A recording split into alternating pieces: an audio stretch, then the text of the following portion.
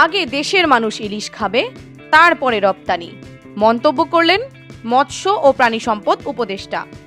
দেশবাসী ইলিশ খেতে পাবে না আর বিদেশে রপ্তানি হবে, এটা হতে পারে না বলেই মন্তব্য করেছেন মৎস্য ও প্রাণী সম্পদ উপদেষ্টা ফরিদা আক্তার। তিনি বলেন, আগে দেশকে গুরুত্ব দিতে হবে, দেশের মানুষকে না খাইয়ে বাইরে পাঠানো আমি কোনোভাবেই অ্যাপ্রুভ করি না। দায়িত্ব নেয়ার পর রোববার সচিবালয়ে নিজ দপ্তরে যোগ দিয়ে সাংবাদিকদের একথা জানান তিনি। ইলিশের দাম যেন সাধারণ মানুষের ক্রয় ক্ষমতার মধ্যে থাকে সে বিষয়েও প্রয়োজনীয় পদক্ষেপ নেওয়ার প্রতিশ্রুতি দিয়েছেন তিনি।